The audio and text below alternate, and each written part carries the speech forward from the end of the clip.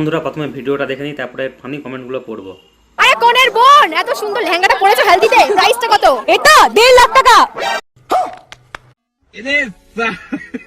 এটা কি হিরে বসানো? একদম দেখতে পাচ্ছ না সোনার হিরে। ये सब क्या देखना पड़ रहा है? अच्छा है मैं अंधा हूँ। অরিজিনাল প্রাইস কত? এটার দাম 1.5 টাকা। तो चलिए शुरू करते हैं।